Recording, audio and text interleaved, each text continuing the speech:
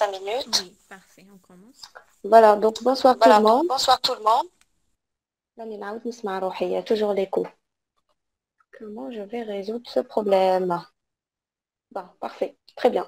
Donc bonsoir tout le Donc, monde. Pour ceux qui ne me connaissent pas, je suis Dr Belhadel, je suis assistante en hémato, j'exerce au CHU de Tlemcen. La conférence d'aujourd'hui va être sur les purpura thrombopéniques auto-humains idiopathiques. Il faut savoir que j'ai gardé j'ai gardé la date de 2016 exprès parce qu'il y a eu une modification qui a été faite en 2017, je pense 2017-2018, où le terme purpura thrombopénique auto-humain était carrément retiré, remplacé par la thrombopénie auto-immune idiopathique parce que le purpura n'est plus obligatoire dans le diagnostic de soi-disant PTI. Mais pour vous, pour les externes, je garde toujours la même terminologie pour ne pas qu'il y ait confusion. Donc, je garde toujours le titre de purpura thrombopénique auto-humain, mais à vrai dire, c'est une thrombopénie auto-immune idiopathique. Voilà donc là le plan de la question. Bon, d'abord un petit rappel, par la suite définition, les diagnostics, tout ce qui est diagnostic positif, différentiel et étiologique, évolution et par la suite la prise en charge thérapeutique. Donc, je commence d'abord par un petit rappel physiologique sur la plaquette sanguine, sur la thrombopoèse. Donc, vous avez à droite sur la plaque, vous avez le schéma de la thrombopoèse. C'est quoi la définition de la thrombopoèse? C'est l'ensemble de mécanismes qui permettent une fabrication continue et régulée des plaquettes sanguines. D'accord? Donc, ça permet ce qu'on appelle un renouvellement qui est constant de ces plaquettes sanguines. À chaque fois qu'une plaquette meurt, il faut qu'il y ait une plaquette qui la remplace. Cette thrombopoèse, elle siège où? Elle siège au niveau de la moelle osseuse avec plusieurs stades de maturation. Donc, vous avez là, je pense que vous arrivez à voir le précurseur, enfin le curseur. Donc là, vous voyez à partir d'une cellule souche hématopoïétique multipotente, c'est-à-dire que c'est une cellule souche qui a la capacité de fabriquer toutes les lignées sanguines.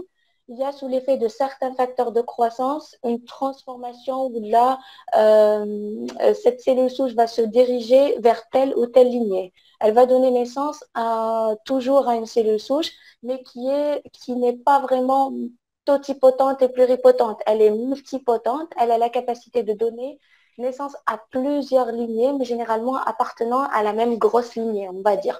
Par exemple, la cellule souche la plus primitive, elle a la capacité de donner des cellules musculaires, elle a la capacité de donner des cellules cardiaques. Hadi, c'est la base de clonage et c'est la base de thérapie cellulaire, tout ce qui est thérapie de la peau, l'utilisation de cellules souches placentaires. Tout ça repose sur cette cellule souche-là qui est vraiment pluripotente et vraiment multipotente et totipotente, c'est-à-dire qui a la capacité de donner tous les tissus de l'organisme. Donc, cette cellule va subir une petite maturation, des multiplications et une différenciation vers telle ou telle lignée pour devenir de plus en plus spécifique vers telle ou telle lignée.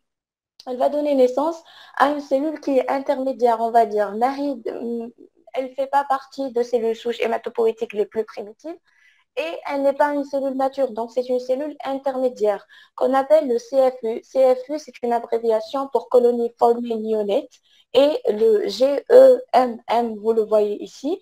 Le G, c'est pour la lignée granuleuse, le E, c'est pour la lignée érythrocytaire, le M, c'est pour la lignée monocyte macrophage, et le dernier M, c'est pour la lignée mégakaryocytaire. Donc, du coup, cette cellule, elle a la capacité de donner et des cellules granuleuses, à savoir le polynucléaire neutrophile, éosinophile et basophile. La lignée E, c'est pour la lignée érythroblastique, érythrocytaire, la formation de globules rouges. Le M, c'est pour la lignée monocyte macrophage. Et le dernier M, c'est pour la lignée mégakaryocytaire ou bien c'est pour la lignée plaquettaire. Donc à partir de là, il y aura l'apparition de cellules qui sont identifiables morphologiquement, c'est-à-dire c'est des cellules qu'on peut regarder par le microscope et qu'on peut reconnaître. La première cellule, ce qu'on appelle le mégakaryoblast, qui met le blast de la ligne myéloïde ou bien le blast de la ligne lymphoïde. C'est le blast, c'est la cellule la plus primitive de la lignée mégakaryocytaire. Donc ce mégakaryoblast va subir un certain nombre de divisions. Mais cette division, elle n'est pas normale. Ce n'est pas comme la division de toutes les cellules. C'est ce qu'on appelle un phénomène d'endomitose. Ça veut dire quoi ce phénomène? C'est une division nucléaire, mais sans division cytoplasmique. C'est-à-dire qu'il y a le dédoublement de l'ADN avec des divisions à l'intérieur du noyau, mais le cytoplasme reste le même. Le cytoplasme, par contre, il va devenir de plus en plus grand avec un noyau qui va devenir vraiment très, très multilobé. D'accord? Donc, et au bout de plusieurs endométoses qui vont arriver, la cellule va devenir vraiment très, très importante. Et la dernière étape de maturation, c'est ce qu'on appelle le mégakaryocyte plaquettogène, c'est-à-dire qu'il a la capacité de donner ces cellules plaquettaires.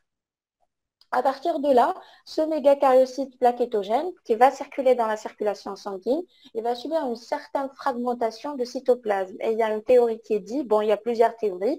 La théorie la plus probable qui dit qu'il y a une division, enfin une fragmentation de ce mégakaryocyte plaquettogène au niveau de la circulation pulmonaire qui va donner naissance à des fragments cellulaires qu'on appelle les prothrombocytes ou bien les proplaquettes.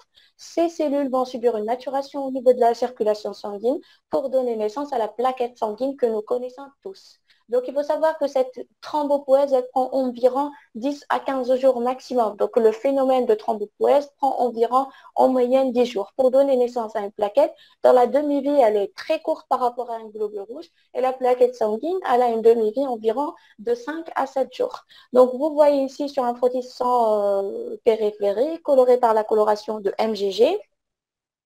On voit clairement ici les plaquettes sanguines sont représentées comme des petits fragments, des petites taches qui ont la coloration un petit peu rose violacée à la coloration de MGG.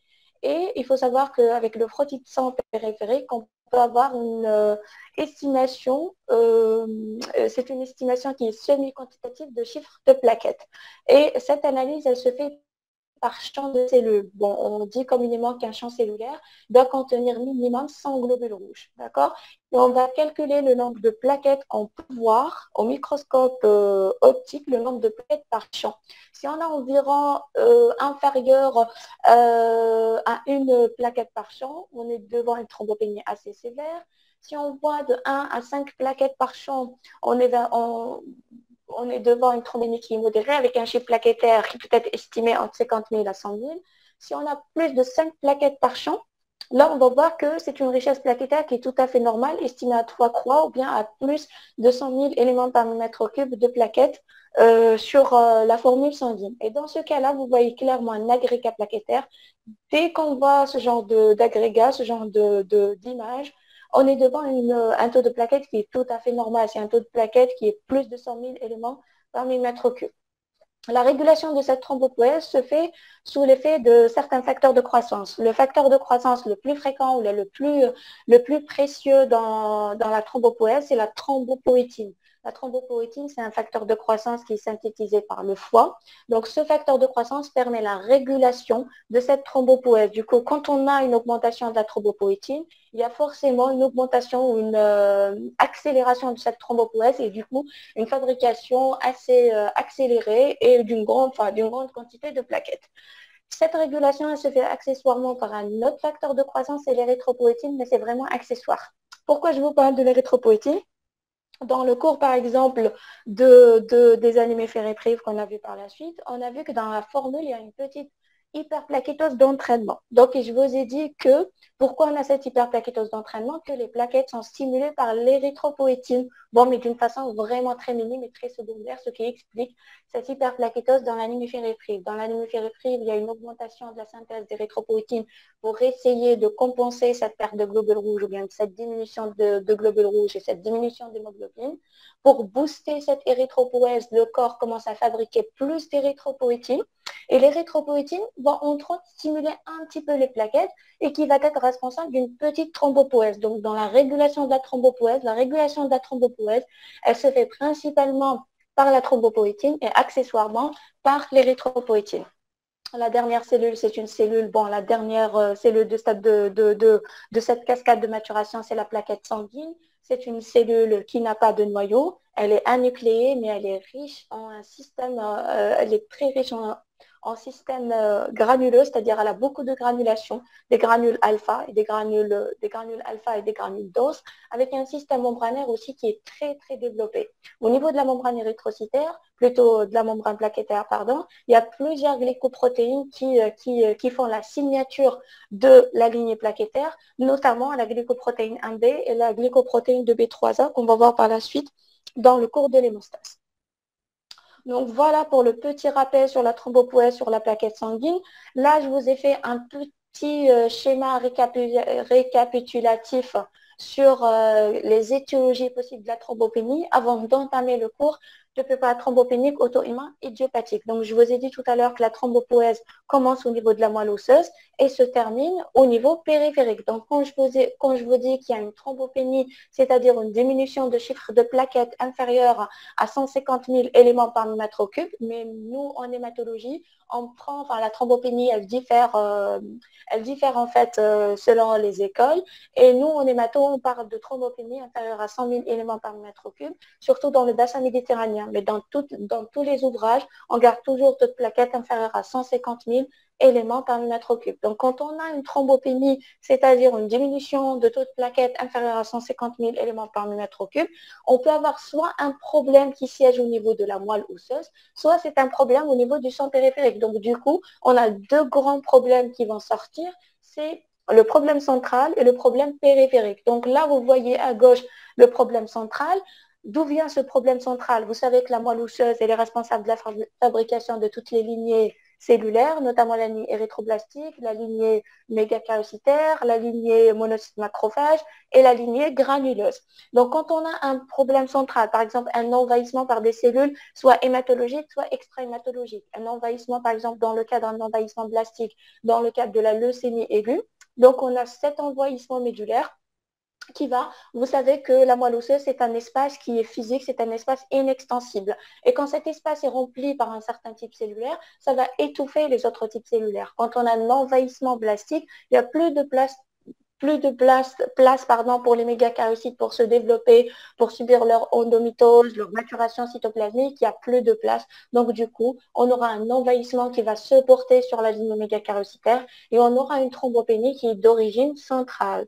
Par exemple, une insuffisance sanguine globale, comme par exemple dans le cours d'aplasie médulaire que vous avez vu, on a une raréfaction de toutes les cellules hématopoïétiques. Et en fait, ceci est dû à une diminution, à une raréfaction de la cellule souche qu'on a vu tout à l'heure, le CFU-GEM, qui est le précurseur de la lignée granuleuse, de toutes les lignées en fait, de la lignée granuleuse, la lignée érythrocytaire, la lignée monocyte macrophage et la lignée plaquettaire. Donc, quand on a une raréfaction de cette cellule, l'aplasie médulaire, dans l'aplasie médulaire, il y a une raréfaction de toutes les autres lignées, à savoir la lignée érythro, la lignée granuleuse, la lignée monocyte macrophage et la lignée mégakaryocytaire. Et dans ce cadre-là, on trouve une thrombopénie. Et cette thrombopénie, logiquement, elle est d'origine centrale. Autre chose, par exemple, il y a une maladie, et ça c'est tout ce qui est pathologie quantitative, et là on peut avoir une pathologie qualitative, ce qu'on appelle la myélodysplasie. La myélodysplasie, c'est quoi? C'est un défaut qualitatif de la moelle. C'est-à-dire que les cellules sanguines sont présentes et que la fabrication se fait normalement au niveau de la moelle osseuse, mais cette fabrication, elle est vraiment de très mauvaise qualité. Et ça permet la fabrication de cellules de très mauvaise qualité dont la demi-vie, elle est vraiment très, très courte. Et du coup, donc, ça va se répercuter sur les chiffres érythrocytaires, chiffres plaquettaires et chiffres des granulocytes. Et dans ce cas-là, on peut trouver des pancytopénies carrément. Donc là, la thrombopénie, elle est d'origine centrale. Il y a d'autres pathologies, par exemple familiales, comme la maladie de Fanconi, c'est vraiment spécialisé. Les autres causes les plus fréquentes, ce sont les causes périphériques. Il y a 1000 causes. Il y a des anomalies qui sont portées sur la consommation des plaquettes, c'est-à-dire que ces plaquettes, elles sont là et elles vont être consommées par un mécanisme X. Ce mécanisme X peut être la CIVD, la coagulation intravasculaire disséminée. Ça peut être les macroangiopathies. Les macroangiopathies, c'est-à-dire qu'il y a des petites thromboses au niveau des vaisseaux. Et ces petites thromboses vont piéger de plus en plus les plaquettes et consommer les plaquettes au niveau local, ce qui va se répercuter sur le chiffre plaquettaire en général et ça va donner une thrombopénie. On peut avoir soit une anomalie de transfusion, c'est-à-dire que c'est les plaquettes, elles sont là, mais une anomalie, pardon, de répartition.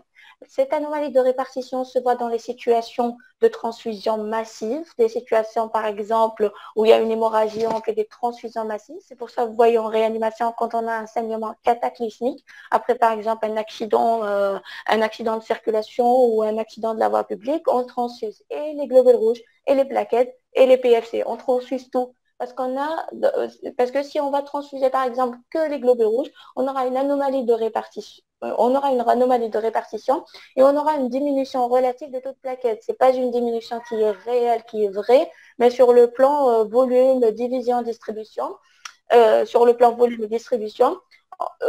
a cette thrombopénie. Donc, du coup, toute transfusion massive, dans transfusion massive, il faut transfuser des plaquettes avec, surtout dans les accidents de circulation et dans les situations d'hémorragie vraiment cataclysmique. Cette transfusion aussi peut se faire dans certaines situations de circulation extracorporelle en cas de chirurgie cardiaque. Autre situation, c'est les situations d'hypersplénisme. Vous savez que la rate, c'est le cimetière de tous les éléments figurés. C'est le cimetière des globules rouges, bon, accessoirement bien sûr, c'est le cimetière des plaquettes et c'est le cimetière aussi de certains globules blancs. Donc, du coup, toute situation d'hypersplénisme, c'est-à-dire quand la rate prend vraiment un volume qui est extraordinaire, vraiment très, très important, ça va bouffer tous les éléments figurés du sang. Les autres situations, on a une situation qui est les situations immunologiques. Et les situations immunologiques, on a trois grands volets. On a la situation auto-immune, on a la situation allo-immune et on a la situation immunoallergique. Toute situation allo-immune, généralement, c'est dans l'allo-immunisation maternelle. Quand on a un problème un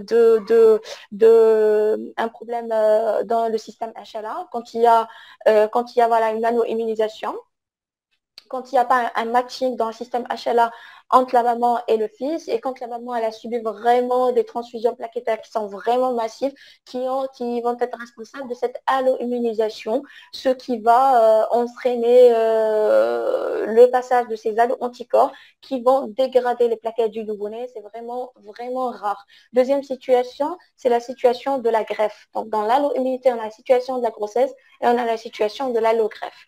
Les pathologies immunoallergiques, toutes les thrombopénies immunoallergiques, suite soit à la prise d'un produit toxique parfois, la choupe, la phytothérapie, c'est vraiment très fréquent dans notre société.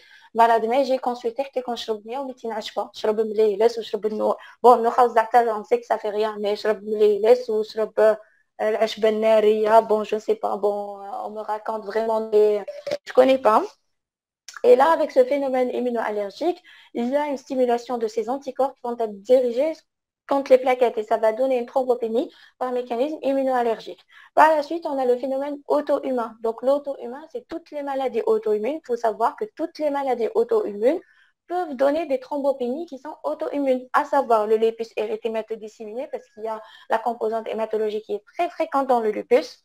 Il y a d'autres pathologies comme par exemple le syndrome des APL, voilà, le syndrome des APL, le SAPL.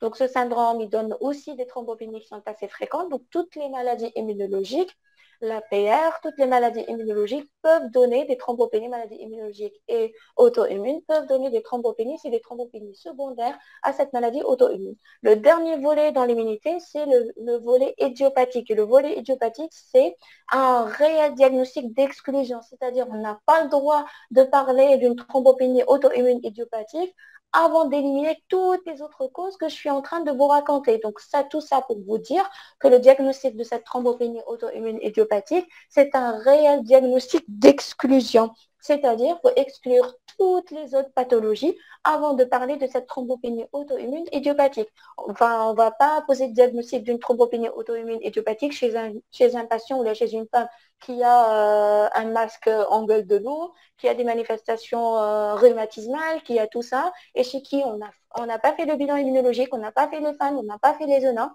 et on va se dire que la patiente fait un PTI, un purpura thrombopénique auto-immune idiopathique. Non, c'est pas vrai. C'est un diagnostic d'exclusion. C'est vrai qu'on est obligé de prendre initialement en charge le patient pour lever toute urgence, mais ce n'est pas une raison pour faire une très belle exploration de ce patient. Donc, il faut explorer tout, il faut écarter tous les autres diagnostics, éliminer tous les autres diagnostics pour pouvoir poser le diagnostic de purpura thrombopénique auto-immun idiopathique. Donc là, ce schéma récapitule un petit peu les différentes étiologies, les mécanismes physiopathologiques, et ça vous permet un petit peu d'avoir un petit peu une idée globale sur le cours. Donc maintenant, je vais commencer la définition. Vous avez purpura thrombopénique auto-immun idiopathique, purpura thrombopénique. Donc le titre est composé principalement de deux grands chapitres, le chapitre purpura et le chapitre thrombopénie. Donc thrombopénie, c'est la diminution de taux de plaquettes à un taux inférieur à 150 000 éléments par millimètre cube, ou bien un taux inférieur à 150 gigas par litre, en fonction de l'unité que vous utilisez. Soit 150 000 éléments par millimètre cube, soit 150 gigas par litre.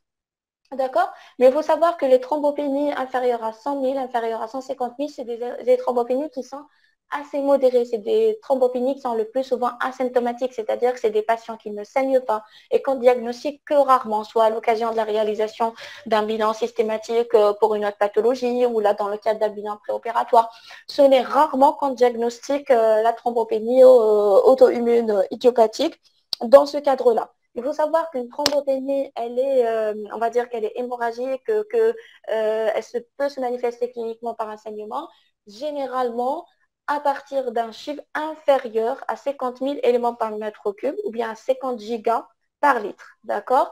Et le risque de saignement spontané, c'est-à-dire en dehors de tout effort, en dehors de tout traumatisme minime ou petit traumatisme, c'est inférieur à 30 000 à 20 000 éléments par mètre cube, 20 000 éléments par mètre cube.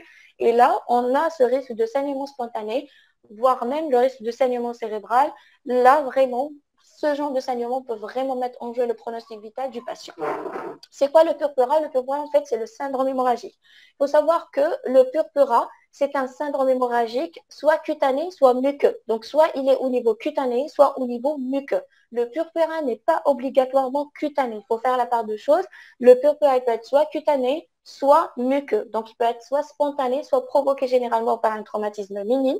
Il est dû à l'extravasation des globules rouges en dehors du vaisseau sanguin. À quel niveau? Soit au niveau de l'épiderme, soit au niveau des muqueuses. Soit c'est une extravasation au niveau de l'épiderme et il s'agit d'un purpura qui est cutané, soit c'est une extravasation au niveau des muqueuses et c'est un purpura muqueux. La muqueuse siège au niveau de la bouche, on a des bulles endobuccales, des gingivorragies par exemple, ça peut siéger au niveau du nez, on a des épistaxis par exemple. Donc voilà tout saignement qui est vraiment muqueux. On peut avoir aussi, voire même un saignement qui est intraviscérale, par exemple une hémorragie intrarétinienne ou bien une hémorragie cérébrale. Donc, c'est une extravasation du sang ou bien une extravasation des globules rouges ou bien du sang en dehors du vaisseau sanguin. Donc, ça peut siéger soit au niveau de la peau, soit au niveau des muqueuses. Donc, cette thrombopénie ou bien ce purpura thrombopénie est le plus souvent en rapport avec la présence d'un auto-anticorps. Cet auto-anticorps qui reconnaît généralement les glycoprotéines de la membrane et c'est généralement les glycoprotéines GP1B et 2B3A. Donc, cet auto-anticorps qui est généralement dans 80% n'est jamais identifié, mais on dit que cet anticorps est dirigé contre les glycoprotéines membranaires de la membrane plaquettaire qui va les détruire et qui va être responsable de cette thrombopénie. Donc, je pense jusque-là, c'est clair. Voilà, donc là, j'avais un petit schéma. Il est où le schéma? Voilà. Donc là, j'ai un petit schéma pour vous montrer un petit peu les différents types de saignement. Donc là, en haut à gauche, vous avez un véritable purpura petechial qui est cutané. Donc le purpura petechial, il peut siéger à n'importe quel niveau. Je vous ai dit, il peut siéger soit au niveau cutané. Donc au niveau cutané, c'est un purpura cutané, voilà, donc à gauche. Ce sont des petites macules qui sont rouges-violacées. On dit que c'est un petit saignement en tête d'épingle, c'est-à-dire qu'il est réellement et véritablement millimétrique et qui ne s'efface pas à la vitropression. Ça veut dire quoi? On fait une petite pression au niveau de la peau et ce saignement ne disparaît pas. Donc, ce syndrome hémorragique ou bien ce purpura petechial, il ne s'efface pas à la vitropression. Il a un siège, il a quelques niveaux de prédilection, par exemple au niveau des zones de pression, notamment au niveau des membres inférieurs. D'accord? Donc, vous voyez en bas et à droite, vous voyez des membres inférieurs avec un purpura petechial qui est quand même assez disséminé au niveau des membres inférieurs. Donc, l'image à gauche, en bas, c'est ce qu'on appelle des images de VBC. C'est aussi un purpura cutané, donc, mais qui siège au niveau des zones de friction, c'est-à-dire au niveau des genoux, au niveau des coudes, ce sont des stries qui sont horizontales, verticales au niveau des zones de friction et qu'on appelle les VBC. Ça s'écrit V-I-B-I-C-E. Voilà. À droite, on a ce qu'on appelle des images d'échymose. Les échymoses, c'est quoi? Les échymoses, ce sont des taches qui sont bleutées, qui sont rouge-violacées, pardon, qui sont rouge-violacées, dont la couleur va changer au fil du temps. Donc, c'est d'abord rouge-violacé, par la suite bleuté, par la suite verdâtre. Ça suit le circuit de dégradation de l'hémoglobine et par la suite jaunâtre, par la suite disparition complète. Voilà, c'est généralement la confluence de petites pétichies au niveau cutané. Donc, la confluence de cette image qu'on appelle, ce sont des échymoses, qu'on dit communément adnat dmirat. Voilà, donc là, je passe au diagnostic. Donc, le diagnostic positif. Diagnostic positif, on a d'abord des circonstances de découverte, un examen à l'interrogatoire et un examen clinique. D'abord, circonstances de découverte, je vous ai dit, soit le plus souvent, c'est à l'occasion d'un syndrome hémorragique. Ce syndrome hémorragique, il peut être soit sévère, comme il peut être modéré. Le patient peut venir consulter pour une épistaxis qui est assez importante. Il peut venir consulter pour des tâches, un purpura péticial ou bien échymotique au niveau des membres supérieurs, au niveau des membres inférieurs. Il peut consulter pour des bulles endobuccales comme il peut être orienté par un autre médecin à l'occasion de la réalisation d'une formule systématique, soit dans le cadre de suivi d'une pathologie chronique comme par exemple le diabète ou bien l'HTA, ou bien dans le cadre d'un bilan préopératoire. Donc, il faut faire d'abord un interrogatoire qui est vraiment minutieux. Les antécédents de patients sont très, très importants. La notion de prise médicamenteuse. S'il y a la notion de prise médicamenteuse qui est vraiment très récente pour écarter dès le début la piste immunoallergique. Si le patient vient vous voir et vous dit que je suis en train de prendre ce médicament depuis 10 jours. Donc là, vous allez vraiment vous poser la question, est-ce qu'il s'agit réellement d'un PTI qui est réellement idiopathique ou bien il s'agit d'une thrombopénie qui est immunoallergique. Donc l'interrogatoire est très important. La notion de prise médicamenteuse, surtout une prise médicamenteuse récente, introduction d'un nouveau médicament qui pourrait être responsable de la thrombopénie. Il faut regarder dans le détail. Bon, je vous dis clairement que 95% des médicaments qui existent sur cette terre peuvent donner la thrombopénie par mécanisme immunoallergique. Donc, dès qu'il y a une introduction récente, là, on doit vraiment se poser la question. Est-ce qu'il y a une notion de prise de toxique, prise de phytothérapie, prise d'un produit toxique, voilà. Est-ce qu'il y a la notion d'un syndrome grippal qui a précédé l'installation de cette thrombopénie, généralement 10 à 15 jours, et c'est généralement l'apanage de l'enfant. L'examen clinique doit mettre en évidence le purpura cutané. Donc, le purpura cutané, je vous ai dit que le purpura peut être soit cutané, soit muqueux. Il est cutané sous forme péticiale. Péticiale, je vous ai dit, ce sont des macules qui sont vraiment punctiformes, la taille de tête d'épingle, généralement dans les zones déclives, qui ne s'effacent pas à la vitropression. Les vibis, ce sont des stries qui sont verticales, horizontales au niveau des zones de friction. Les échymoses, c'est la confluence généralement de pétichies qui vont se confluer, et qui donnent vraiment des taches hémorragiques de couleur rouge violacée, par la suite bleutée, et par la suite, ça va être verdâtre, jaunâtre, par la suite, disparition complète.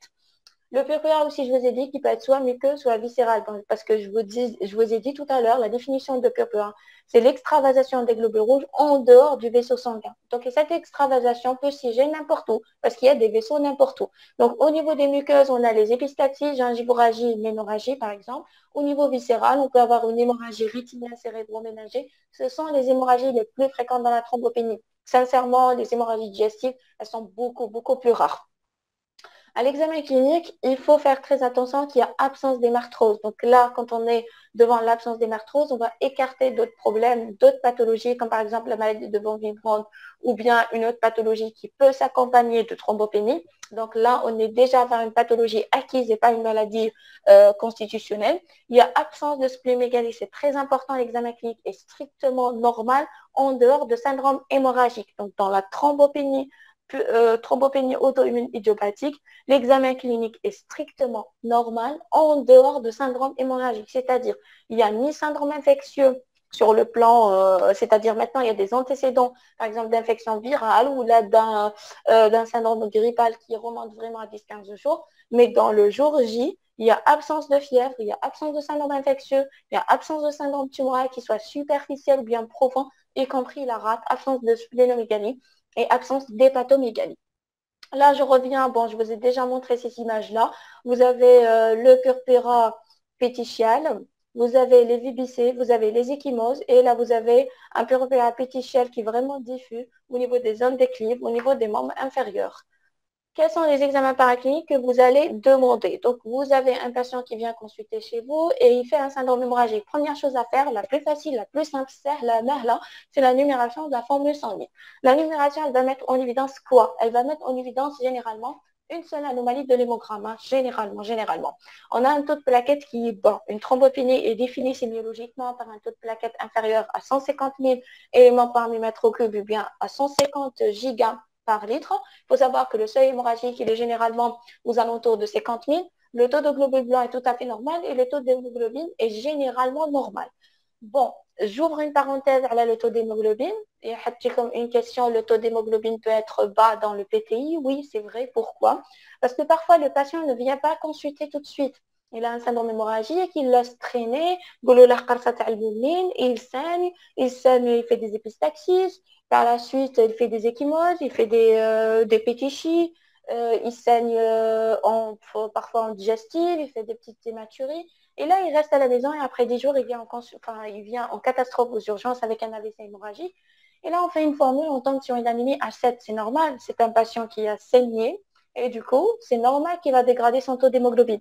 Donc, son taux d'hémoglobine, on peut tomber sur des anémies normocytaires, normochromes régénératives si le saignement est vraiment aigu, et ça, vous le savez. L'anémie secondaire au saignement, c'est une anémie normocytaire, normochrome régénérative. Comme il peut venir avec une anémie fériprine, microcytaire, hypochrome, surtout c'est l'apanage de la femme adulte à partir de l'âge de 40 ans, où le PTI est vraiment une histoire chronique, c'est-à-dire elle saigne, ça entre dans l'ordre, elle fait encore d'autres petits saignements et elle va consommer le fer et elle va faire un tableau d'anémie fériprive. Donc le taux d'hémoglobine dans le PTI est généralement normal, mais n'empêche, on peut trouver des anémies. Donc les anémies, ce sont des anémies soit par carence martiale, soit ce sont des anémies secondaires au saignement. Par contre, le taux de globules blancs est strictement tout à fait normal. Si vous voyez une anomalie sur les globules blancs, généralement, bon, il faut tiquer. Généralement, ce n'est pas un PTI, ça peut être le plus souvent une leucémie aiguë parce que le tableau, il est aigu. Surtout quand le tableau, il est aigu. Donc, il faut savoir que toute thrombopénie doit être confirmée. Bon, ce n'est pas confirmé par un second prélèvement. Si on fait un second prélèvement, on le fait sur tube citraté, c'est-à-dire, sur le tube EDTA, la couleur rouge, bon, avec la couleur violet. On le fait sur tube citraté, c'est-à-dire le tube bleu. D'accord? Donc, pour éliminer quoi? Ce sont des fausses thrombopénies qui sont liées à l'EDTA. Il faut savoir que le DTA, il a une certaine attirance vers les plaquettes. Il fait agglutiner les plaquettes et le coûteur ne va pas les comptabiliser. Donc, il va nous faire sortir un résultat avec une thrombopénie alors que c'est une fausse thrombopénie liée à l'EDTA. Pour éliminer cette fausse thrombopénie, on a deux choix. On peut soit faire un prélèvement sur tube citraté, soit le meilleur choix, c'est de faire un frottis de sang périphérique. Je vous ai dit tout à l'heure, je vous ai montré un schéma. Le frottis de sang périphérique, il permet de faire une étude semi-quantitative et voir même la qualité de ces plaquettes. Moi, je fais confiance au frottis de sang périphérique. Je peux faire une estimation semi-quantitative des plaquettes. Je calcule le nombre de plaquettes par champ, soit inférieur à une plaquette par champ, soit entre 1 à 5 plaquettes par champ, ou bien plus de 5 plaquettes par champ, ou bien la présence d'agrégats plaquettaires qui signifie un taux de plaquettes tout à fait normal. Ça me permet aussi de l'état de ces plaquettes. Est-ce qu'il y a de plaquettes ou bien il s'agit de macroplaquettes? Bon, je trouve des macroplaquettes. Je peux penser à une pathologie qui est, si j'ai dans des petites plaquettes, là, ou plus à la thrombopénie. Un autre examen pour faire la part des choses, c'est le myélogramme. Donc, pour vous dire, est-ce que j'ai une question à vous poser maintenant. Est-ce qu'à votre avis, le myélogramme, il est obligatoire devant toute thrombopénie ou pas? Allez, à vos claviers.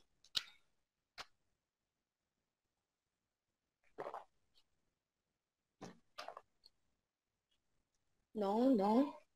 S'il y a une pancytopénie, très bien. Encore? Non. Vous avez bien révisé, c'est bien. Indispensable, mana la formation, non. Ok.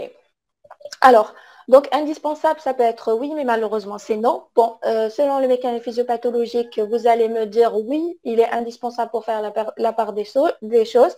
Est-ce qu'il s'agit d'une thrombopénie centrale ou bien une thrombopénie périphérique? Mais non, les sociétés savantes ont dit que non. Pourquoi? Parce que la thrombopénie auto-immune idiopathique, c'est l'apanage de sujets généralement jeunes, de la femme jeune, 30-40 ans. Donc, ils ont mis des indications bien précises pour le myélogramme, vu que c'est un geste qui est réellement invasif. Bon, pour certaines personnes, généralement, oui, mais quand même, ça fait mal. Hein, oui, ça fait mal. Donc, du coup, ils ont mis quelques indications, elles sont au nombre de 6 ou 7.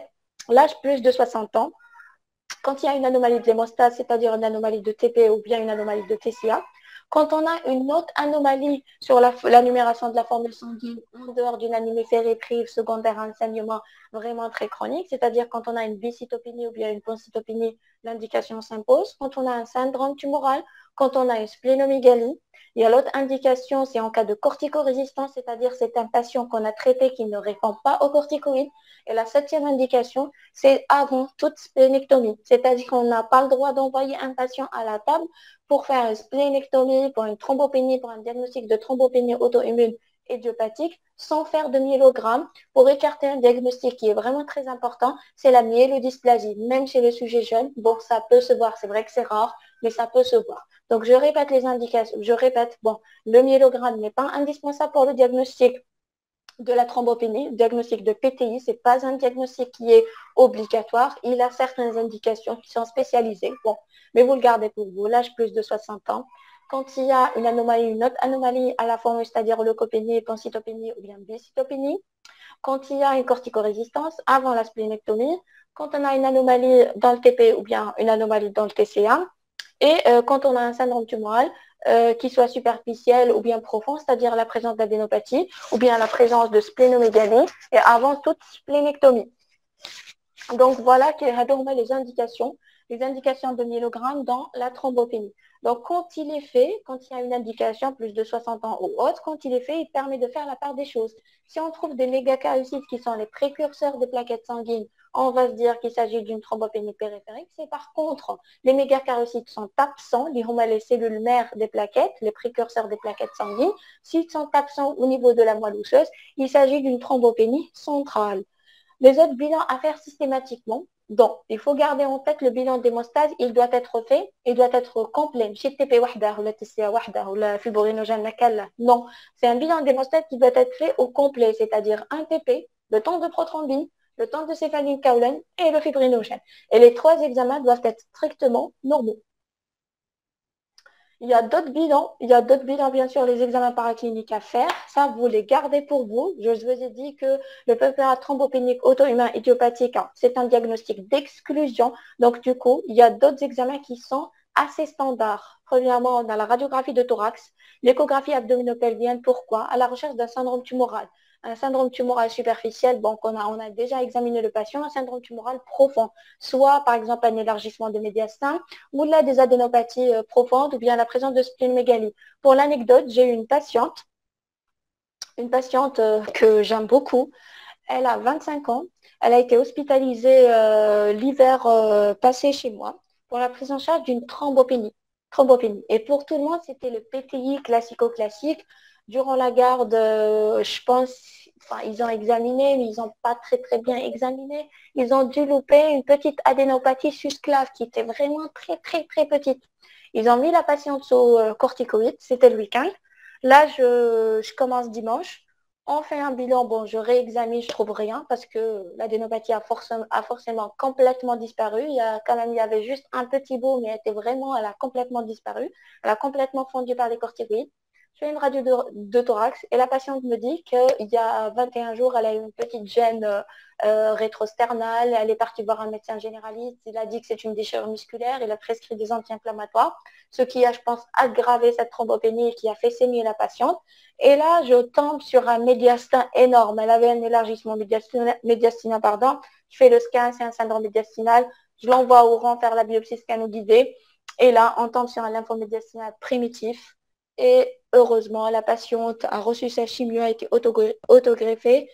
Et je pense que ça fait, non, chez l'hiver passé, l'hiver l'Iqbal, parce que ça fait un an qu'elle a fait l'autogreffe et elle va très très bien. Donc, pour vous dire, Il ne faut pas banaliser les choses. C'est un PTI, peut-être oui, elle a 20 ans, elle n'a pas d'antécédents, elle a pris des anti-inflammatoires. Tout est là pour nous dire que c'est un PTI, mais ça peut être autre chose. Il fallait juste, je pense, bien examiner la patiente pour ne pas faire fondre l'adénopathie. C'est très important. L'examen clinique, il est très, très, très, très important. Quand vous avez un patient, il est qtfliwa. C'est ça le terme que je dis à mes résidents. Donc voilà, pour le reste de bilan, bon, il faut le bilan d'hémostase qui doit être au complet. Je vous ai dit la radio de thorax, l'échographie abdominopelvienne à la recherche de syndrome tumoral profond, le bilan rénal et le bilan hépatique qui doivent être au complet. Il y a d'autres diagnostics qui n'étaient pas obligatoires avant 2017, qui sont devenus obligatoires après 2017, qui sont l'électrophorèse de protéines plasmatiques et le bilan thyroïdien, la TSH, le T3, les ATG, c'est-à-dire les antithyroglobulines, et les ATPO. D'accord? Donc le bilan thyroïdien TSH, T3 et les anticorps thyroïdiens ATPO, ATG, et l'électrophorèse de protéines plasmatiques qui était autrefois pas obligatoire et maintenant qui sont devenues obligatoires. Pourquoi? Parce qu'il y a les maladies de système qui sont très fréquentes à la recherche d'un syndrome inflammatoire, à la recherche d'un syndrome inflammatoire à l'électrophorèse de protéines plasmatiques ou bien à la recherche d'un petit pic monoclonal. Certains gammopathies s'accompagnent de thrombopénie immunologique. Les autres examens qui sont indispensables, qui ont toujours été indispensables, c'est le bilan immunologique. Bilan immunologique pour écarter un lupus, un APL. Systématiquement, il faut faire les FAN, les ENA et faire les APL, surtout s'il s'agit d'une femme. Si elle vous raconte qu'elle a du mal à tomber enceinte, qu'elle a fait des avortements auparavant. Donc ça, faut penser à une maladie auto-immune, il faut penser aux APL. Il faut faire un bilan immunologique, au moins les FAN, les ENA et les APL, on va dire comme un bilan de prix à bord. Et par la suite, si vous avez besoin d'aide, vous pouvez toujours poser la question aux internistes qui connaissent mieux dans ce domaine que moi. Donc voilà, donc ça c'est le bilan qu'on fait systématiquement. Donc je vous ai dit bilan d'hémostase au complet, écho, radiographie de thorax, bilan immunologique, il est assez important. Et actuellement TSH, les anticorps thyroïdiens et électrophorèse de protéines plasmatiques qui sont devenus aussi obligatoires, avec entre autres le bilan rénal, le bilan hépatique et aussi les sérologies HIV, HBS, HCV, parce qu'il y a beaucoup de thrombopénies qui sont infectieuses, qui font partie du diagnostic périphérique, je ne vous ai pas parlé de ça tout à l'heure, qui s'accompagnent de certaines thrombopénies, c'est-à-dire en dehors de la thrombopénie qui peut être racontée, bon, qui peut être observée après le traitement de l'hépatite B par le baraclude. En dehors de traitement, on peut avoir des thrombopénies au diagnostic avec les hépatites surtout et avec le HIV. Donc, il faut faire attention, il faut que la sérologie soit complète. Bon, d'autres examens complémentaires, notamment, peuvent être demandés en fonction de l'examen clinique et les résultats de ces examens complémentaires. Donc, vous allez voir en fonction de votre patient.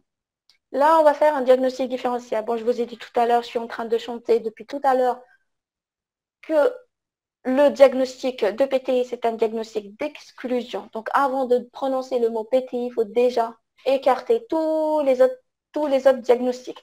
Fausse thrombopénie, soit c'est une fausse thrombopénie liée à l'EDTA, ou bien ce sont des plaquettes géantes ou autres problèmes. Comment écarter ça? Soit par la réalisation d'une formule sur un tube citraté, soit par la réalisation d'un frottis de sang périphérique. Soit il s'agit d'un purpura vasculaire. Purpura vasculaire, il s'agit d'un purpura au niveau des membres inférieurs le plus souvent, qui généralement s'efface à la vitropression quand on exerce une pression. Et quand on fait une formule, la formule est tout à fait normale, toute plaquette est nickel. Donc, il ne s'agit pas d'un PTI. Les thrombopénies d'origine centrale, je vous ai dit, quand il y a indication de la moelle va répondre à cette question. Et généralement, bon, je vous ai parlé, il y a des anomalies quantitatives et qualitatives, toujours à Cloquimarca. Quantitative, on a l'envahissement, la leucémie ou la raréfaction, c'est la plasie, ou bien une anomalie qualitative, la myélodysplasie.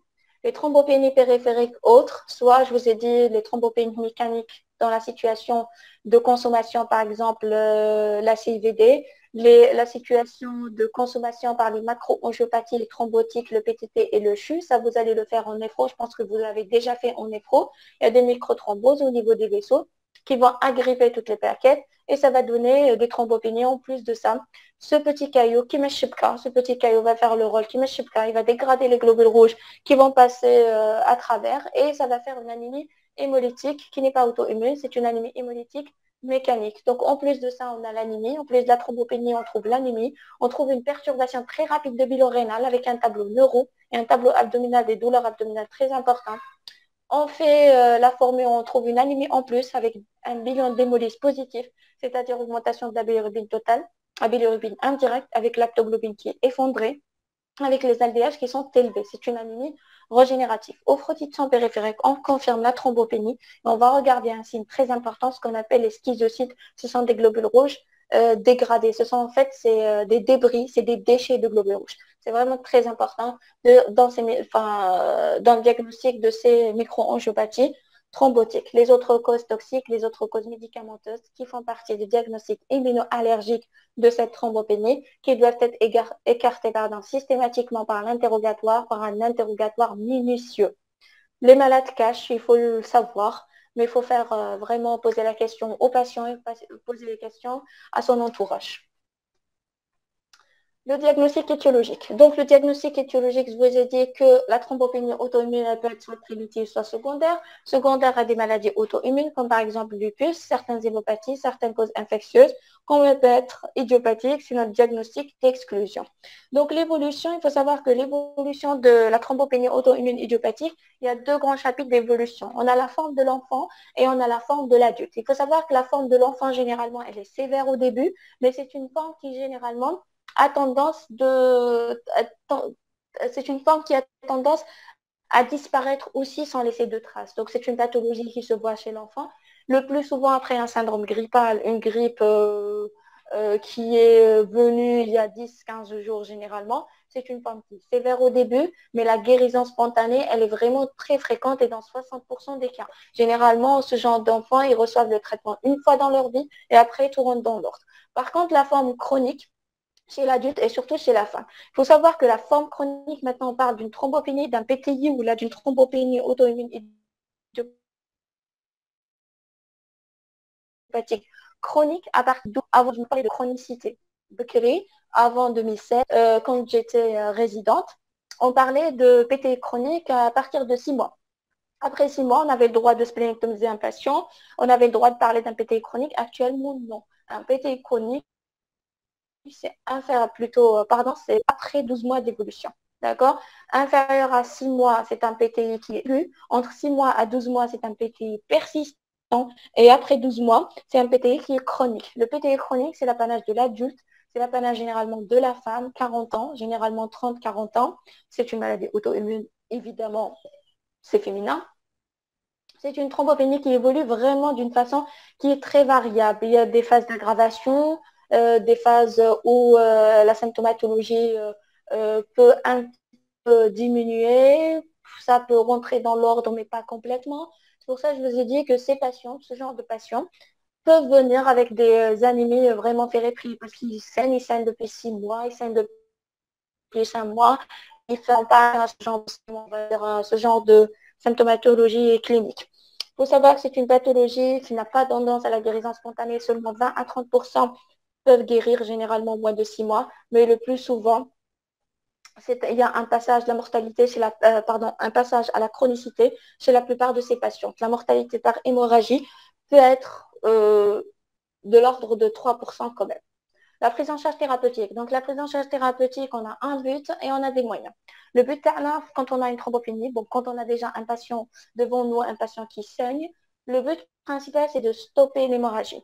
Deuxièmement, c'est de traiter, stopper l'hémorragie. Comment stopper l'hémorragie? Par l'augmentation de taux de plaquettes. Donc, notre but, c'est arrêter l'hémorragie, augmenter le taux de plaquettes d'une façon vraiment très rapide et très efficace. Et par la suite, le traitement étiologique. S'il s'agit d'une pathologie auto-immune, on va traiter la pathologie sous-jacente. S'il s'agit d'une thrombopénie immunoallergique, il faut arrêter le médicament toxique, il faut arrêter le produit toxique.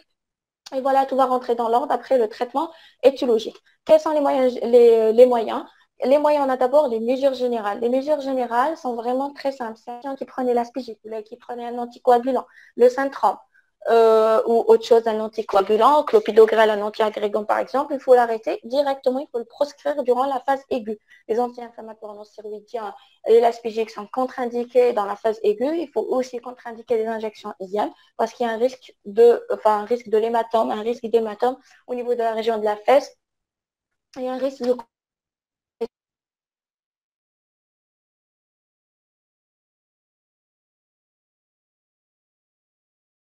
Par quoi? Par des estroprogestatifs. Généralement, une pilule contraceptive mini-dosée fait l'affaire. Il faut bloquer le cycle jusqu'à nouvel ordre, c'est-à-dire jusqu'à stabilisation de l'état de la patiente. Sinon, il y aura un risque de saignement assez important et ces saignements peuvent être cataclysmiques et peuvent mettre en jeu le pronostic vital de la patiente. Le traitement de fond contient plusieurs volets thérapeutiques. Le traitement, on a les corticoïdes, on a les immunoglobulines, on a la splénictomie aussi, c'est un volet thérapeutique assez important. Et on a les autres médicaments, qui ont par exemple les anticorps monoclonaux, les anti-CD20, qui est les CD20, c'est la signature des lymphocytes B, qui est le Matera, le rituximab. Ça peut être des immunomodulateurs comme le danazol, ce sont des androgènes. La vincristine, ça peut être de l'ondoxan, ça peut être de l'humurel, ça peut être aussi les analogues de TPO. Donc la prise en charge, il faut savoir que la prise en charge thérapeutique, elle varie. La prise en charge, le choix thérapeutique tel ou tel produit varie en fait selon deux grands chapitres. Le premier chapitre, c'est quoi? C'est en fonction d'abord de l'âge du patient, premièrement, et deuxièmement, c'est en fonction de la gravité de la symptomatologie clinique. L'âge du patient, parce que la prise en charge de l'enfant n'est pas la même que la prise en charge de l'adulte. C'est des lots là. La gravité, un PTI à une thrombopénie sévère n'est jamais traité comme une thrombopénie modérée. C'est pas chose. On va voir, on va commencer d'abord par la gravité de la symptomatologie. La gravité de la symptomatologie, on a soit des symptômes qui sont assez graves et des symptômes qui ne sont pas graves. Pour faire la part d'autres, ce qui a été par un médecin score qui a été adopté par la Société française d'hémato et la Société européenne d'hémato et qui fait un genre de cotation pour chaque syndrome hémorragique. Par exemple, si on a un purpure répétitial diffus au niveau des membres supérieurs et inférieurs, c'est côté on a par exemple une hématurie avec déglosation, c'est-à-dire perte